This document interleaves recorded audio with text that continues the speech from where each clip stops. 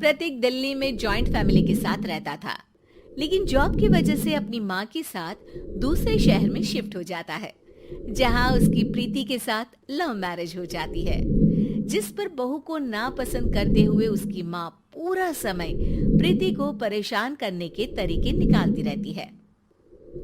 प्रीति, कहाँ हो? सुबह का नाश्ता दोपहर में खिलाओगी क्या? इसमें प्रीति और प्रतीक ऑफिस जाने के लिए तैयार हुए कमरे से बाहर आते हैं, जिसे देख सास प्रीति पर भड़कने लगती है। महारानी, तुम सुबह सुबह तैयार होकर घर का सारा काम छोड़कर कहाँ चल दी? जी वो ऑफिस। हैं? तुम ऑफिस जाओगी तो घर में जो सफाई, नाश्ता, खाने का काम है वो क्या मैं करूंगी? माँ, मैंने उससे वादा किया था कि वो जॉब कंटिन्यू कर सकती है। अरे वाह जी वाह, दोनों आपस में सलाह कर फैसले ले लिए। मैं क्या यहाँ बेवकूफ बैठी हूँ? मुझसे पूछना किसी ने जरूरी नहीं समझा?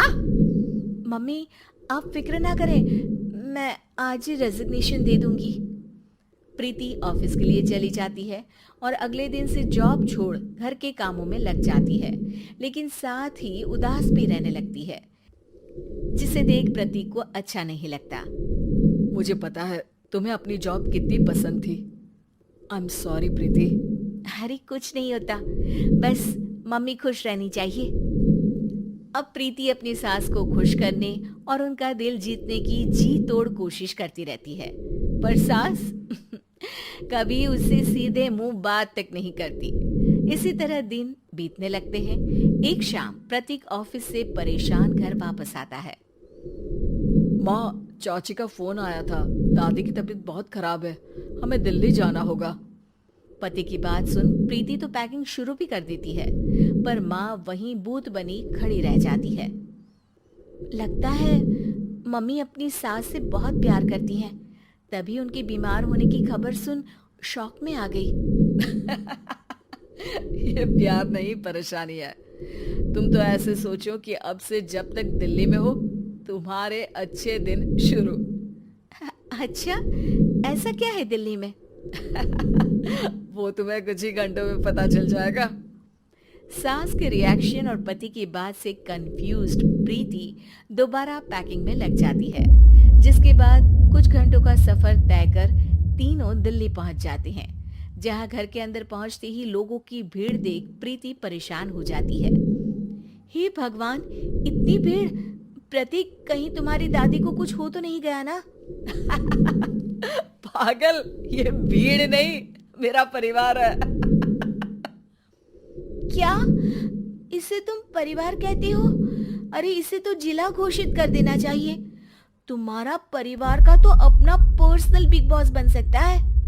हैरान परेशान प्रीति परिवार वाले सदमे से बाहर निकली भी नहीं होती कि सिर पर पल्ला रखे शांत तरीके से सबके साथ बात करते हुए अपनी सास को देख उसे दूसरा सदमा लग जाता है।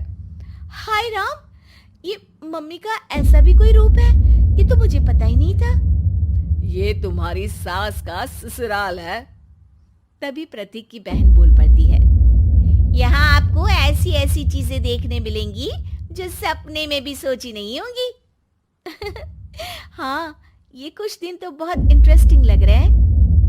सब एक साथ दादी के कमरे में जाते हैं, जहाँ पहुंचते ही उसे दादी की आवाज सुनाई देती है। क्यों रे, सास से मिलने की फुर्सत मिल गई? दूसरे शहर जाकर छूट क्या मिली? तुम तो भटकता पंछी बन गई।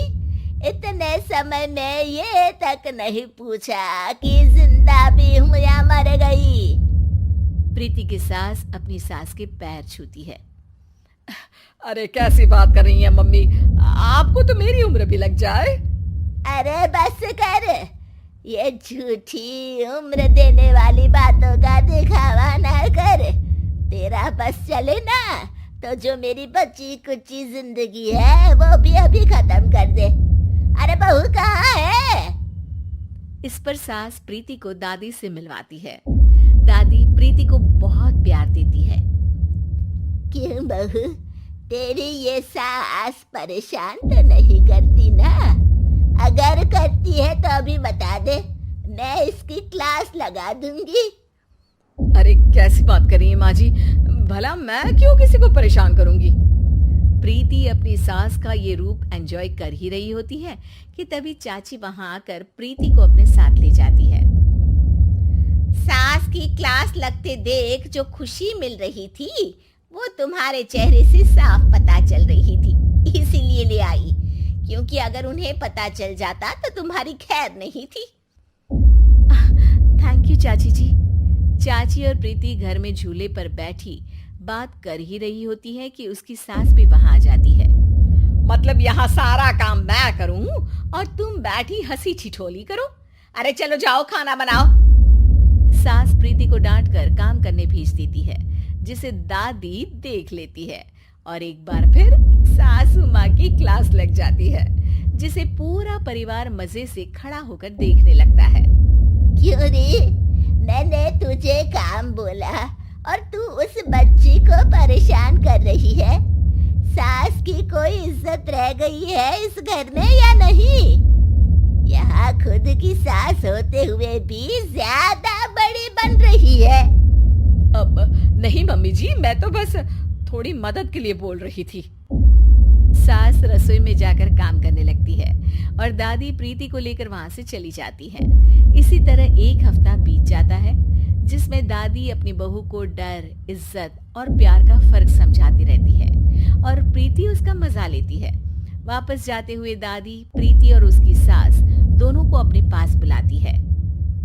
मेरी बहू जिद्दी और अड़ियल है, इसलिए उससे हमेशा सही काम करवाने के लिए मुझे सख्ती करनी पड़ती है। लेकिन तुम्हारी बहू अच्छी है, तेरी खुशी के लिए वो अपनी जॉब और सपने भी छोड़कर घर में बैठी है। अपनी बहू के साथ प्यार से रहो। और प्रीति, अगर अभी भी तुम्हारी सास परेशान करे ना, तो फिर तुम्हें पता चल ही गया है कि शिकायत कहाँ करनी है। जी, अपनी सास के ससुराल में उनकी